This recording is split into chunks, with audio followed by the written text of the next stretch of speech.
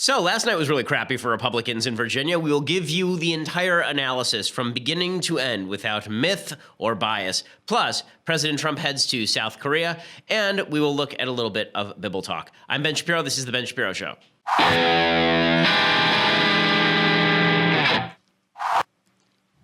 So as you can tell, I was crying so hard last night that the snot has not yet stopped flowing. I have a horrible cold that my children keep giving me. One of the wonderful things about children is that they are delightful. One of the horrible things is that they constantly get you sick. They're just giant balls of germs. In any case, we will soldier through with the bravery of Spartan warriors. But before we get to any of what happened in Virginia last night, first, I want to say thank you to our sponsors over at Tracker. So we have a routine in my house. It goes like this. It's time to leave. I need my wallet. I need my keys. I need my phone. I have none of these things. So we spend the next 3 hours looking for all of those things, by which time it's time to put my children to bed, and then we don't have to leave the house at all. It's not as delightful as it sounds. It would be really nice if I knew where all of those things were. Fortunately, I now have Tracker, so this has now been reduced. What Tracker does is a coin-sized device. You can stick it on your keychain. You can stick it in your wallet, and it allows you to find all of these things around the house simply with the push of a button. So if you have your keys, you hit the button, and it hooks right up to your phone. For example, you lost your phone, and you even turned your ringer off on your phone. It overrides the ring off on your phone, and now your phone will actually ring, so you can find your phone even if it's turned off in terms of the ringer. The same thing is true of your keys. From your phone, you can locate your keys or your wallet. That's what Tracker is for. And the Tracker Pixel means that you don't have to worry about losing things ever again. Again, Tracker makes a great gift, especially during the holiday season. You get 20% off your order when you go to thetracker.com/Ben. Again, that's thetracker.com/Ben for 20% off. Thetracker.com/Ben. Never lose your phone, your keys, your wallet ever again. It makes your life super simple. That's why I use thetracker.com and use that /Ben to get 20% off and let them know that we sent you. Okay, so last night, Republicans got their asses kicked in Virginia. And that really is not an overstatement. Ed Gillespie ends up losing by almost 10 points in Virginia. Going into the election, it was assumed that Gillespie was gaining. Everyone on Morning Joe, your great political analyst on Morning Joe, had suggested that Gillespie was definitely going to win universally. I was asked by Andrew Klavan, who I thought was going to win. I informed him I no longer bet on elections after 2016. But if I had to lean, I would have been leaning toward Northam, the Democrat in Virginia. It wasn't just Northam winning, it was Northam winning big. And it wasn't just Northam winning, it was Democrats down the ballot winning in enormous numbers. So Republicans going into this particular election cycle had, I believe, 66 seats in the state legislature. They finished last night with 47. So they just got shellacked all the way across the board. And it wasn't just Republicans in Virginia. Democrats picked up a couple of seats in Georgia. In the state legislature there. And the state legislature, those seats were so red that Democrats had not run in those districts for the last election cycle. They ran this time, and they won. Okay, not just that. The governorship of New Jersey is lost. Okay, that you could have predicted. But the Washington state legislature turns from Republican to Democrat with the loss of a legislative seat in Washington. What this means is that Democrats are outperforming the polls. It means that Democrats are showing up in bigger numbers than Republicans were assuming that they were going to. And there are a bunch of Democrats, including radical Democrats, elected across Virginia last night, including the first transgender delegate to the Virginia House of Burgesses in the history of Virginia. Obviously, this is the second transgender delegate, I believe, ever to any legislative body. I think the first one was in 1992. It was actually a Republican in Atlanta. But in any case, the Democrats are celebrating this as some sort of massive victory. So we're going to analyze this from a couple different angles because there are a couple of different narratives that are now taking effect. One is that this was just inevitable. Okay, Virginia's been moving blue, particularly Northern Virginia, near Washington, D.C. Everyone who was in Washington, D.C. working commutes out to Alexandria, and that's where they live. They all live in Alexandria in the northern portion of the state, and that part is becoming more blue and more populous. And so this was just the natural after effect of all of that. And there is something to this. So this is a map tweeted out by someone named Jamie Dupree. Jamie Dupree tweets out a map showing on the bottom, you can see the 2016 Clinton-Trump map, right? Hillary won the state by about 5 percentage points. She won at 50-45. Northam won the state by 54-45. And then you see the top map. Right? The top map is last night. And you do see a couple of big transition points. Okay, the first one you see is if you look at the bottom right-hand corner, facing it anyway, of the map, what you will see is Virginia Beach, right? Virginia Beach was red in 2016. Now it is blue. So Trump had won that. He lost it last night. You also see some of the blue areas becoming bluer. The red areas becoming lighter shades of red. So the entire state is moving toward the left, and it has been for quite a while. the 2016 map, between 2013 and 2017, Virginia moved steadily Democratic, certainly since 2009 when Bob McDonnell won by 17 points in the gubernatorial race. The state has moved dramatically to the left. It's also important to mention that the gubernatorial loss is not unprecedented. So Trump is the fifth president in a row to have his party lose both the Virginia and the New Jersey gubernatorial races in his first year in office. So he lost this year to Northam and a guy named Murphy in New Jersey. In 2009, McDonnell won and Christie won. They were both Republicans after Obama was elected. In 2001, Warner and McGreevey won in the various states. Republicans have not been winning in Virginia for quite a while. McDonnell is the only major victory in Virginia, but the state legislature has been heavily red for quite a while. It no longer is. Okay, so this is sort of the extent of the analysis that a lot of people who are pro-Trump want to do. Right, the extent of the analysis is the state was already moving red. What are you whining about? Right, Trump lost the state by 5, so last night Gillespie lost by 9, so Trump is better than Gillespie, so what's the big deal? Right, the state was already moving in the wrong direction. What are you whining about? I think this is far too simplistic because, again, off-year elections are bad for presidents. They are bad for the president of the incumbent party, and that means that Republicans are likely to be in trouble in the House. So the average loss in House elections for the last 50, 60 years in off-year elections has been around 25 seats. Republicans have a 23-seat majority in the House of Representatives right now. So if just the average swing happens, Republicans lose the House of Representatives. But we were told that Trump was going to win like no other. Winning, winning, winning, winning, right? So that's a bit of an excuse. But let's take it at face value. The question isn't whether Republicans lose 22 seats. The question is whether Republicans lose 30 or 35 seats. And what we saw last night in Virginia was a wave, and that's a combination of factors, in my opinion. That is, yes, places like Virginia moving to the left, but more importantly, it is a very unpopular president. Remember, Trump is unpopular right now, and he has 3 to 4% economic growth every quarter. If the bottom falls out on the economy at any point here, that dude's going to be in the 20s faster than you can say anything. I mean, it could really fall apart very quickly here. Unpopular president. Off-year election, motivated Democratic base. The Democratic base is motivated for 2 reasons. 1, they despise President Trump, and without Trump on the ballot, a bunch of Republicans didn't show up. And 2, Republicans also didn't show up because Hillary Clinton wasn't on the ballot. The big difference between 2016 and 2017 is not Trump on the ballot, it's Hillary Clinton not being on the ballot. Hillary Clinton not being on the ballot was a major boon to Democrats. There's a solid case to be made that Democrats minus Hillary is greater than GOP plus Trump. In other words, the Democrats gained more by not having Hillary on the ticket than the Republicans gained by having Trump around, especially in Northern Virginia, where the Republicans just got wiped out. In Loudoun County, right, which is the D.C. exurbs, in 2014, Ed Gillespie, who ran for Senate in 2014 in Virginia, also ran for governor last night in Virginia. In 2014, Gillespie won Loudoun County by 456 votes. Yesterday, he lost it by 24,000 votes. 24,000 votes. That is a massive shift. And one of the reasons for that shift is that suburban people did not like President Trump. There were exit polls yesterday showing from ABC News that the people who said they voted because of the president voted 2-1 against Gillespie. So there's a big move against Trump here. And that does have an effect. So an unpopular president, a candidate who's trying to run a Trumpian campaign when he's not really a Trumpian, the fact that the Democrats are jazzed up about 2018 in a way Republicans are not. Republicans haven't done anything with the legislative power they have. Also, it is quite possible, and this is the contention that I have been making for literally a year since the election, literally 1 year, because today is the day after the election.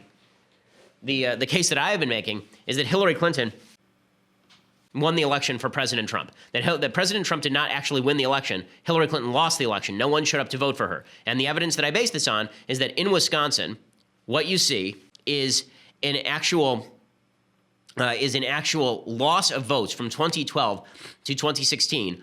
Mitt Romney won more votes in 2012 than Donald Trump won in 2016 in Wisconsin. Trump won the state, Romney lost the state. That's because people showed up to vote for Obama who didn't show up to vote for Clinton. In 2004, George W. Bush won more votes in Michigan than Donald Trump did in 2016. Trump wins the state. Bush loses the state. Why? Because people showed up to vote for John Kerry, who didn't show up to vote for Hillary Clinton. It's that simple. Well, that's what you're seeing now. Democrats did not vote in the last election cycle for 2 reasons. 1, they thought Hillary was going to win in a walk. Right? That's what the polls were saying. The New York Times was saying a 99% chance that Hillary Clinton was going to be president of the United States on the morning of the election cycle, right? That's what they're saying, all the way up until the evening, a 99% chance that she was going to be the next president of the United States.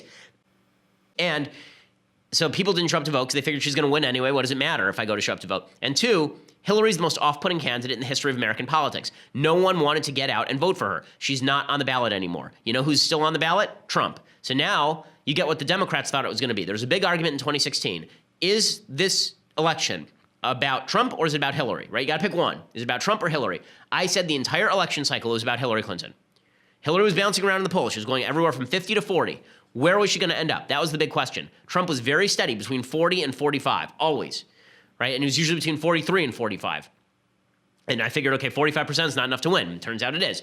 But bottom line is that now you get the referendum on Trump. The referendum on Hillary is that everyone thought she was terrible. The referendum on Trump, now that no one else is on the ballot, is that Trump is not popular, okay? And that does have a pretty major impact. Now, what the Democrats are doing is they're trying to translate this over into a national campaign. They're basically running Hillaryism without Hillary. One of the things that's fascinating is that a lot of people were saying last night what you saw was Trumpism without Trump. I'm going to explain why that's not true in a second, and why what you're actually seeing right now is Hillaryism without Hillary in just a second. First, I want to say thank you to our sponsors over at the U.S. Concealed Carry Association. So you've heard me talking about the USCCA a lot lately, and now they are looking to take your home defense and concealed carry confidence to the next level by inviting you to their free live training event. Very cool. Tuesday the 14th. All about what to do if you are forced to defend yourself in your home. You'll get to ask questions live as personal defense experts reveal what you can and can't, when you can and cannot use deadly force in your home, what happens after you shoot, you will be arrested no matter what, training drills to keep your skills sharp, and much more. Be confident in your ability to protect your family in your home. Go to concealedcarrylive.com right now to secure your spot. That's concealedcarrylive.com right now to secure your spot. And you'll get 3 chances to win a Glock 19 just for registering. Again, they're giving away 3 Glocks live during the training. Obviously, you have to pass whatever check you have to pass. Go to concealedcarrylive.com now to get your 3 chances to win. Concealedcarrylive.com right now to get your 3 chances to win. Spots are filling up fast. Concealedcarrylive.com. Check it out. Pretty awesome thing. You get to ask live questions to actual experts on these subjects. Okay, so there's a lot of talk last night about Trump, and we'll get to Trump in just a second. But what we actually saw was Hillaryism on the ballot without Hillary.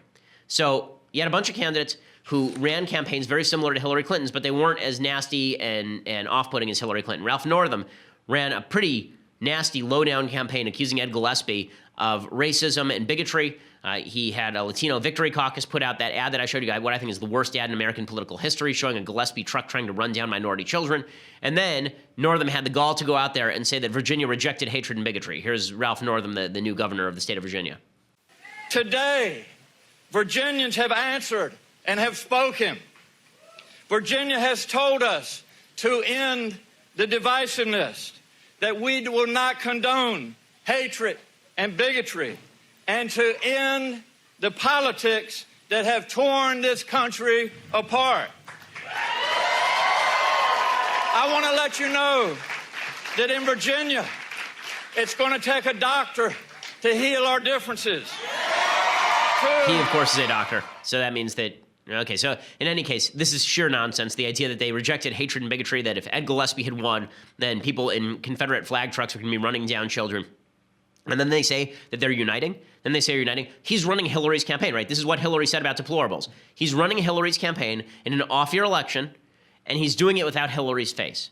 And this makes a big difference. It demonstrates how unpopular Hillary Clinton was.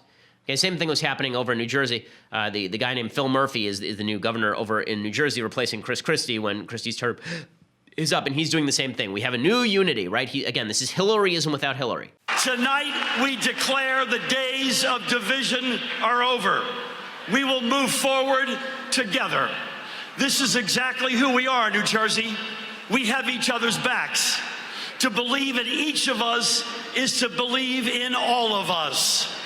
Okay, so again, they're going to do this whole unity routine, running the Hillary campaign without Hillary Clinton, and they can win on that.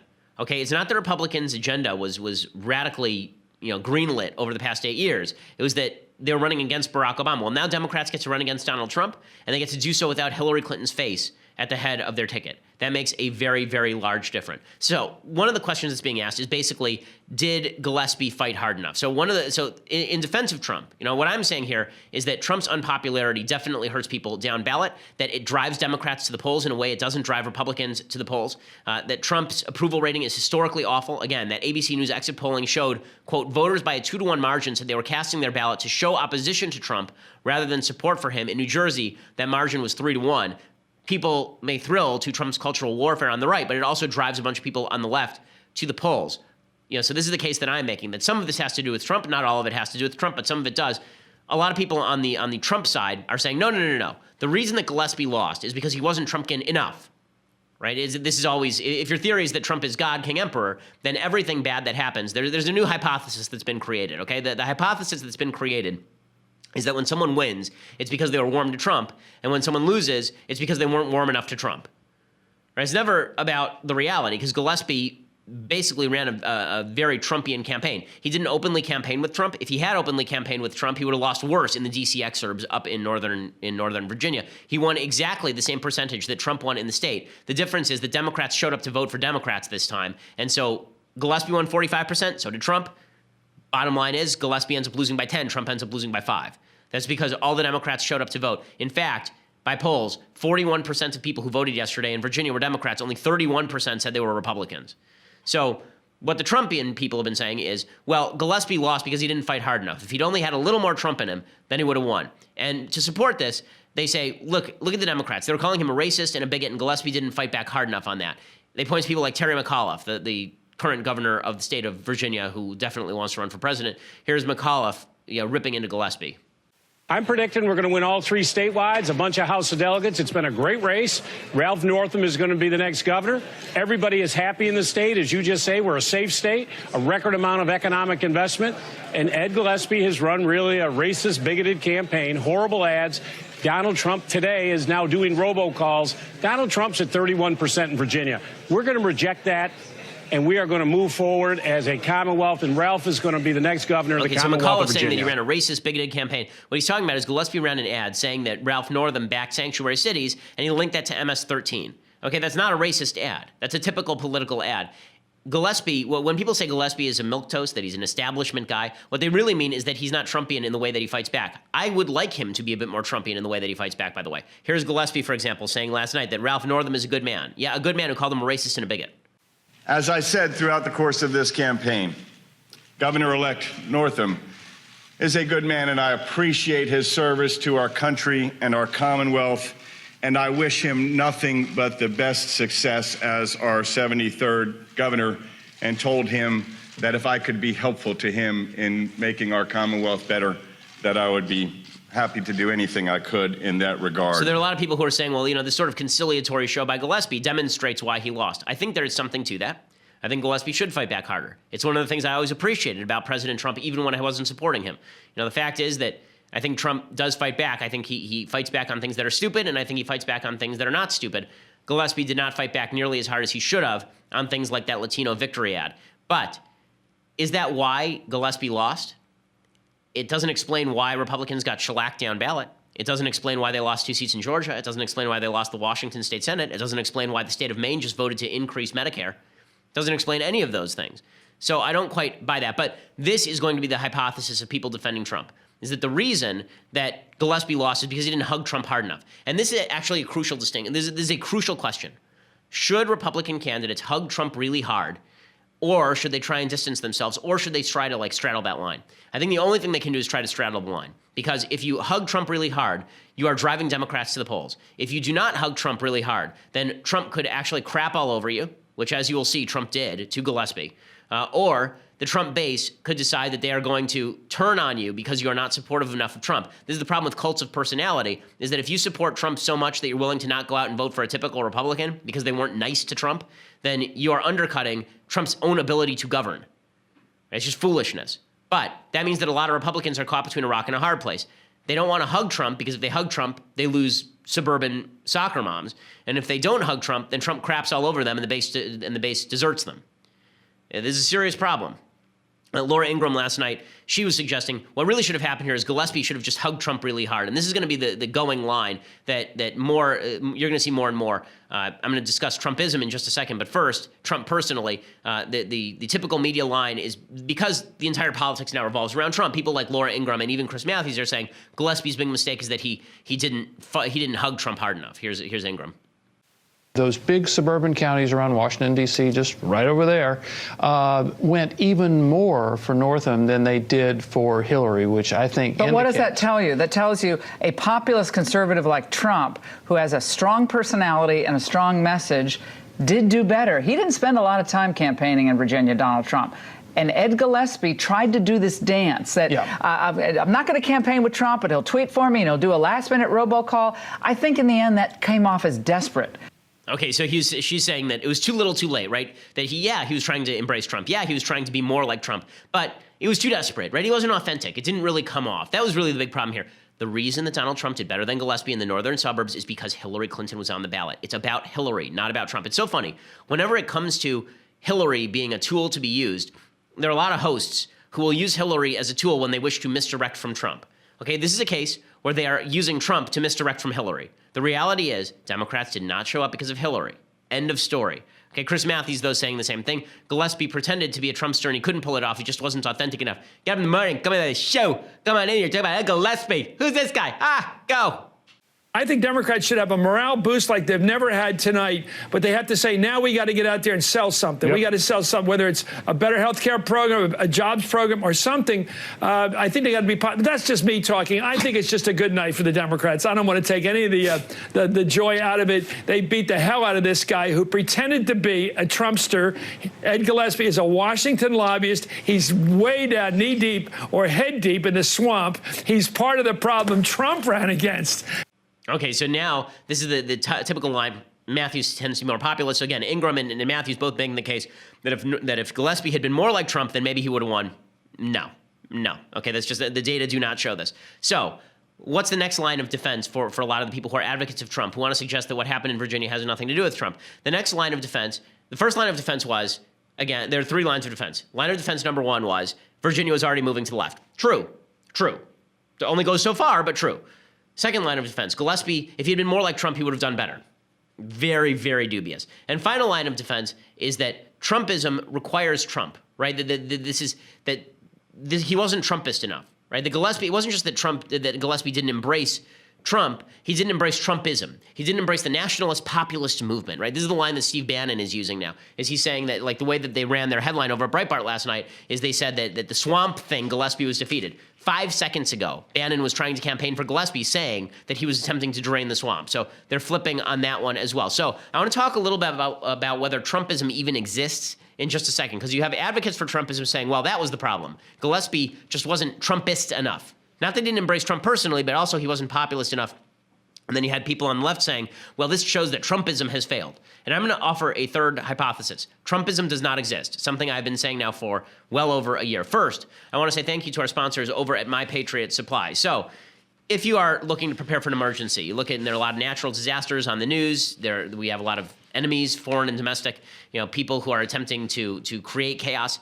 You may be stuck in a situation where you can't get to the grocery, right? You're at home, some sort of natural disaster has taken place, the grocery is cleaned out, or you just can't get there and the government can't help you. This is why you need an emergency food supply in your home. Get a 102-serving survival food kit for just $99 from My Patriot Supply. They help you prepare for the next emergency. Breakfasts, lunches, dinners, it is shipped to your home for free. Order a kit for yourself. Call 888-803-1413. Again, that's 888-803-1413, or go online to preparewithben.com. Again, it's preparewithben.com. The emergency food lasts up to 25 years in storage. 888-803-1413, preparewithben.com. Folks around the office say it tastes like home cooking. More importantly, you and your family are going to be safe and protected. You're going to stick it in a closet, forget about it until a disaster strikes, and then you were prepared because you were smart. Preparewithben.com, 888-803-1413. Again, preparewithben.com. So again, there were to reiterate the three hypotheses, right? One was Virginia's moving left, true.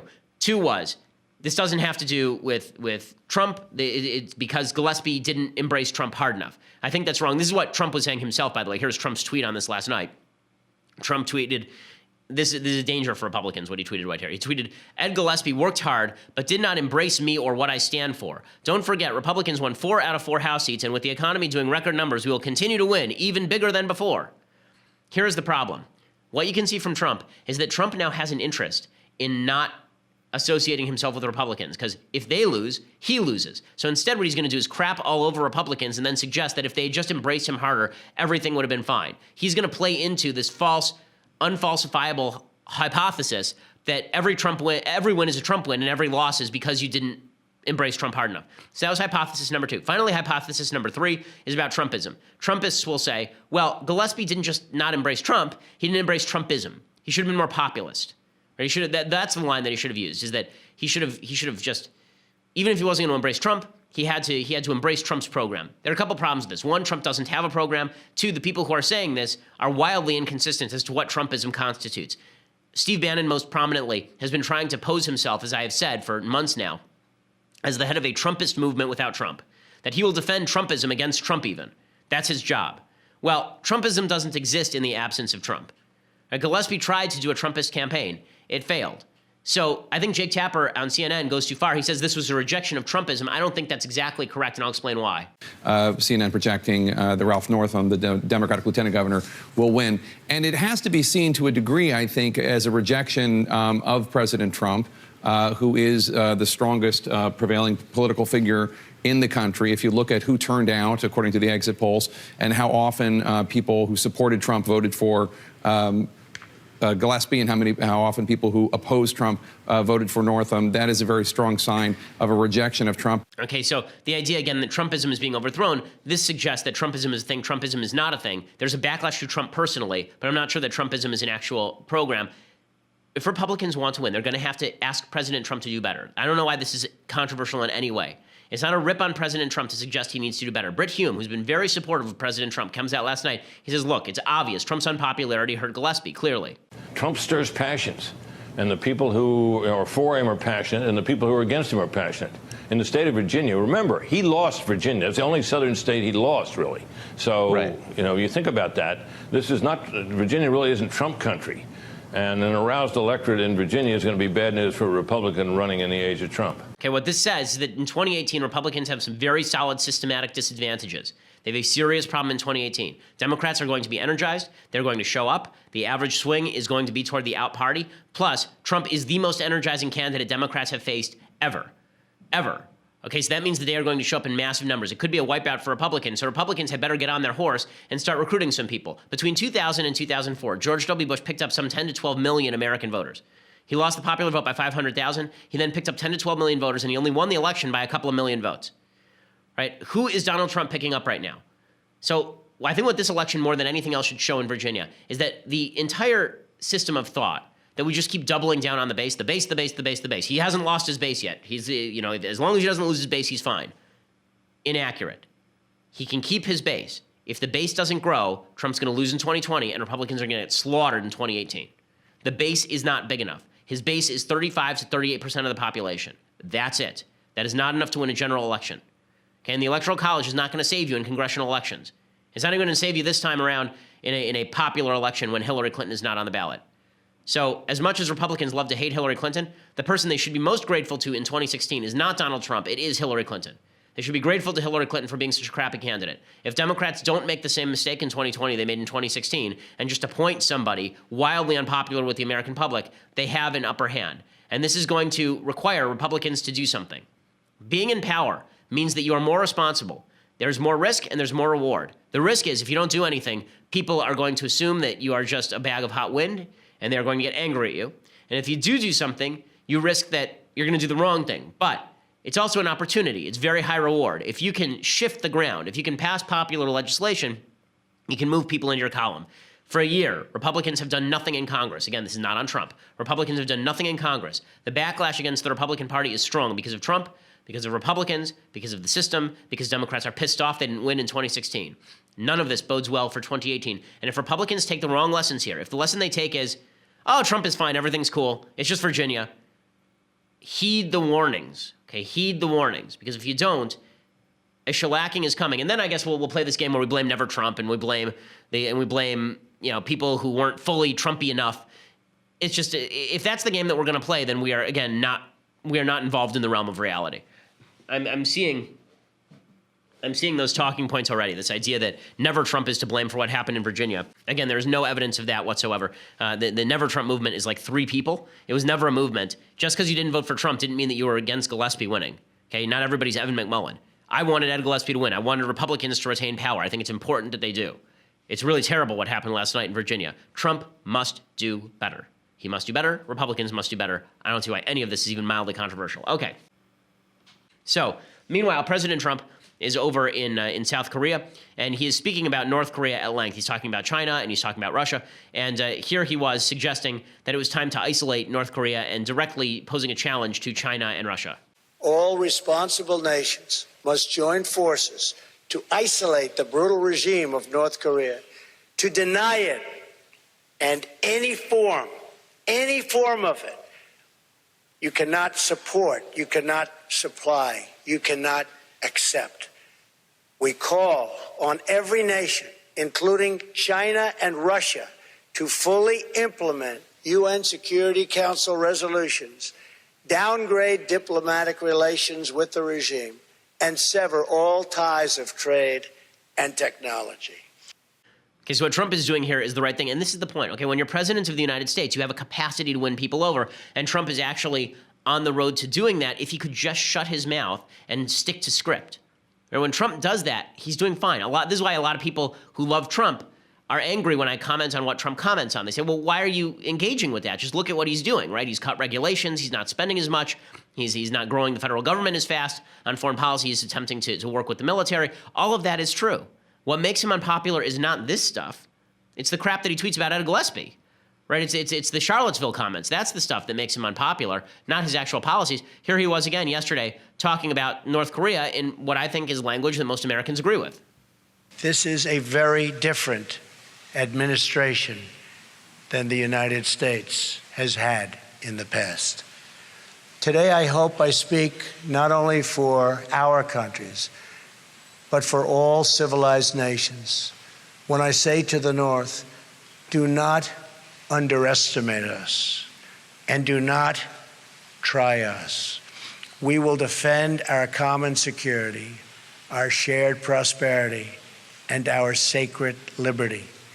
We did not choose to draw here on this peninsula. Okay, so again, all of this is stuff that Trump can do just fine. But he's going to need to cut out all of the ancillary stuff because that's what makes him unpopular. I don't want to be a dead horse here, but if the takeaway from Virginia is that we should all just blithely go about our business, then we are making exactly the same mistake Democrats made in 2009 when they assumed that all of the backlash to Obama was just a bunch of talk. Remember, if Republicans just got shellacked in Virginia with 3% growth for the last 2 quarters, with the economy doing well, with us relatively secure in foreign policy, what's going to happen if something goes wrong? Okay, it could be a disaster. It's already a D+11 congressional generic ballot. And what happens if they win the House? Let's say that they win the House. They'll move to impeach Trump, presumably. But if they don't move to impeach Trump, then you could see them sweep. I think if they move to impeach Trump, it'll get out the Trump base. But if they don't move to impeach Trump, then they could win back the Senate in 2020, the presidency in 2020. There's the outside possibility they win back the Senate this year or next year. If they do that, you can kiss goodbye to the Supreme Court. Because at that point, they'll just stymie whoever Trump appoints to the Supreme Court. The whole thing is, it does matter. Politics does matter. Elections do matter. What happened in Virginia last night, it's either going to be seen as a data point or part of a trend. I think it's part of a trend, not just a data point. Okay, so before I go any further, and I want to read you a column from the New York Times that I think is quite ridiculous in a second. But before I go any further, I want to say thank you to one of our new sponsors, tripping.com. So whenever I travel with my wife and kids, we have a general problem staying in hotels. The reason is because we keep kosher. So if we go to some place like Hawaii, then there is no kosher food there. We have to bring our food with us. That means that we have to get a place in the kitchen, or we have to get a place with multiple bedrooms, right? You don't want to. We have 2 kids who are under the age of 4. You don't want them sleeping in the same bedroom. They wake each other up, and then they wake us up. So if you have one bedroom, like in a hotel room, you're totally screwed. No one gets any sleep at all. Well, that's what tripping.com is for. You can spend less time planning your next trip, more time relaxing with tripping.com, which is the world's #1 site for vacation rentals. So as you're actually renting like a condo, for example. You want a kitchen, you want multiple bedrooms. With tripping.com, one search lets you filter, compare, sort over 10 million available properties on trusted sites like VRBO, TripAdvisor, Booking.com, and more. And you don't have to worry if you're getting the best deal on that cabin that you're going up to Big Bear for. You'll save an average of 18% per night by booking your vacation with tripping.com. So if you want to save time and money while booking the perfect vacation rental, go to tripping.com/Shapiro. Tripping.com/Shapiro. Again, check that out at tripping.com/Shapiro. They're the folks that we use. And as I say, every time my wife and kids and I travel, we have to do a vacation rental. Tripping.com/Shapiro is the service that we use. Go to /Shapiro and let them know that we sent you. Okay, so there is, with all of this said, I think the Democrats still have the capacity to lose if they focus on intersectionality, if they continue to focus on their social justice warrioring. So, there's this idea, this is how you got Trump. That continues to apply. It's not that that went away last night in Virginia. So Democrats have to be very careful. The campaign that Democrats ran in Virginia was actually a moderate Hillary-esque campaign, not a full Bernie Sanders-esque campaign, and not a full-on intersectional campaign. Northam did it a little bit, but he really campaigned more as moderate than anything else. He looked more like Joe Biden than anything else. And what you are seeing is what you're seeing from the left is them tearing themselves open. So while Republicans are tearing themselves open about Trump, the left is tearing themselves open about what is their centering ideology. And maybe Trump can help bring them together around that. I mean, Obama brought Republicans together around anti-Obamaism, and there were some significant breaches in the Republican platform, for sure. But if Democrats continue to embrace the intersectional theory that they have been embracing thus far, then that could lead to a Trump victory and to a Republican resurgence. Because culture wars do drive this. Culture wars do make a difference with regard to how people vote. Democrats could still blow this. I'll talk a little bit more about how Democrats can blow this, and I'll show you an instance of Democrats seeking to blow it in just a second. But for all of that, you're going to have to go and subscribe over at dailywire.com. For $9.99 a month, you get a subscription to Daily Wire. You get the rest of my show live on video. You get the rest of Michael Knowles' show live on video, the rest of Andrew Klavan's show live on video. And if you subscribe, you definitely want to be sure to tune in to watch our next episode of The Conversation, happening next Tuesday, November 14th at 5 p.m. Eastern, 2 p.m. Pacific, featuring Michael Knowles. Michael's conversation will stream live on the Daily Wire website, Facebook page, and YouTube. It will be free for everyone to watch, but only if you are a subscriber can you ask questions to Michael Knowles, and presumably he will hold up a blank piece of paper and answer. Subscribe today to ask Michael questions and join the conversation. That's happening next Tuesday. If you want the annual subscription, you get all of these myriad glories, plus the greatest in all beverage vessels, this, your very own Leftist Tears, hot or cold, Daily Wire, branded tumbler. The thing that allows me to get through this show without hawking up my lung is this Daily Wire tumbler. It can do the same for you. So the Daily Wire tumbler available to you, and you get the annual subscription for $99 a year, which is a discount off the monthly subscription. Or later, go over and subscribe at YouTube, SoundCloud, iTunes. Leave us a review. Always helps other people learn about the show and find out about the show. We are the largest, fastest growing conservative podcast in the nation.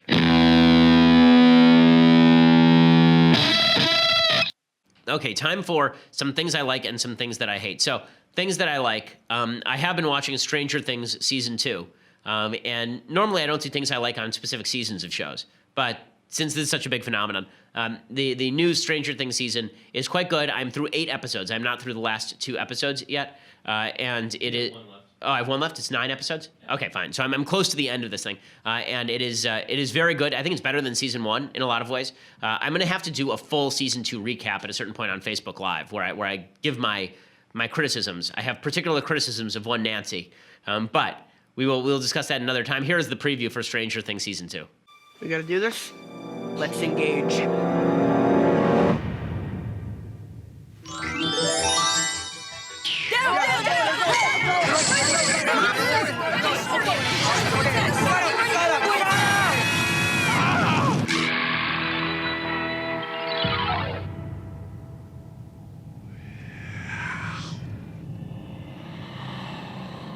That's never good. Hey guys, do you see the...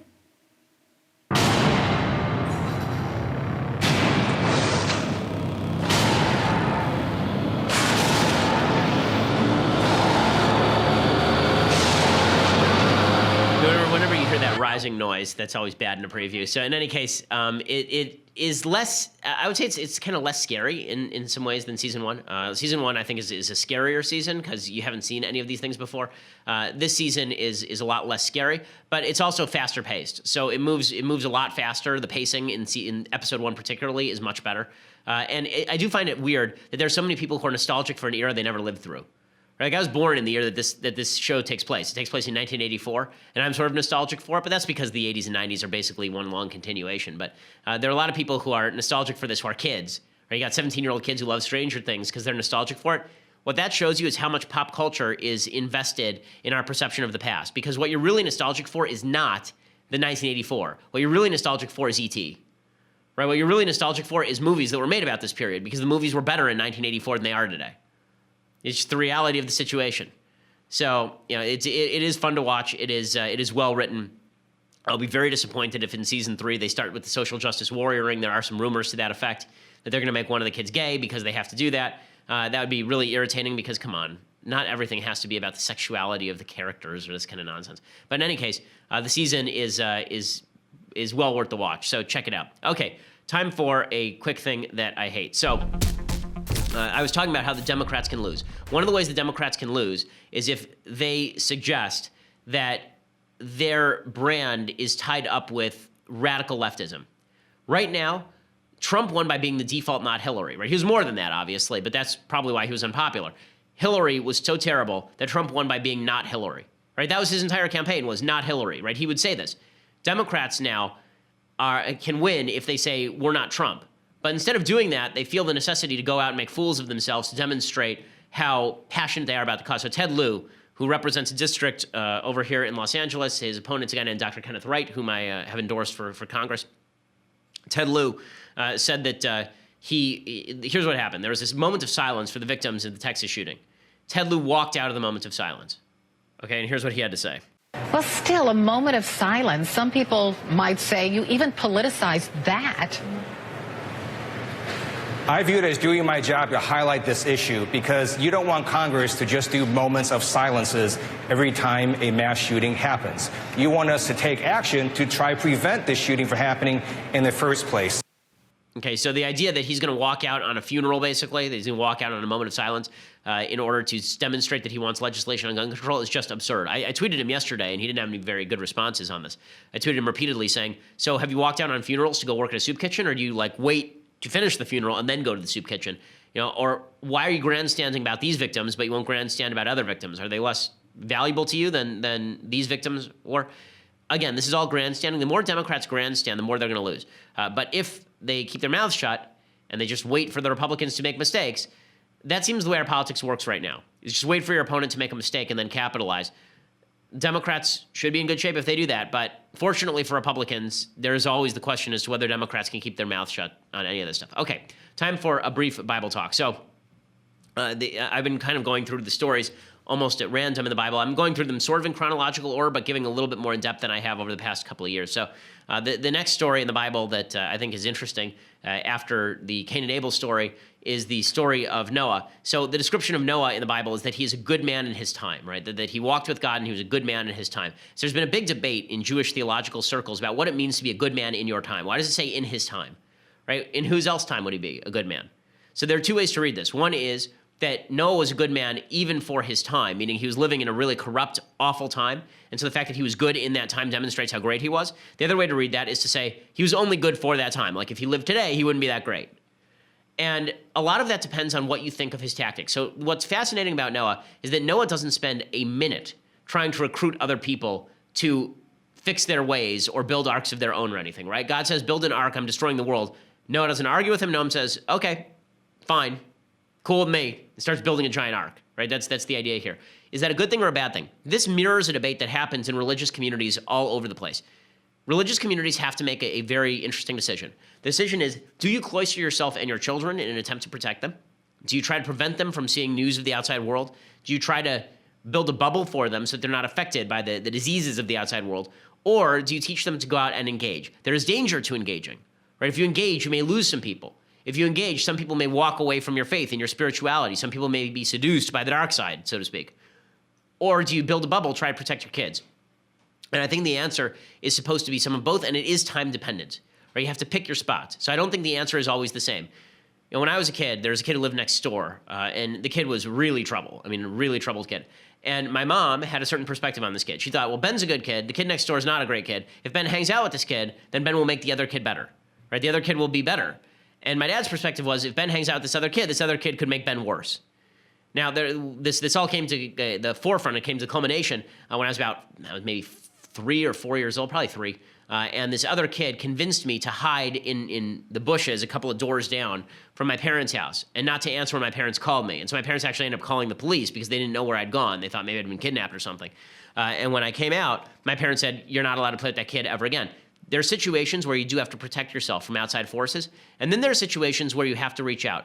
Right now is a situation where conservatives have to reach out. Not just because the country is on the brink, but also because they have the opportunity to do so. And this is sort of the case I've been making about President Trump and about Republicans. Don't hunker down in your Trumpist bunker. Don't hunker down in your conservative bunker. Go out and win converts. Don't just yell at people. Don't just yell MAGA, MAGA. Don't just talk about the base. Figure out how you're going to win new people over. Because if you don't do that, the Democrats are going to drive out their base at higher rates than we turn out our base in 2018, 2020. It's going to be a serious problem for Republicans. Okay, we'll be back here tomorrow with more deconstruction. I'm Ben Shapiro. This is The Ben Shapiro Show.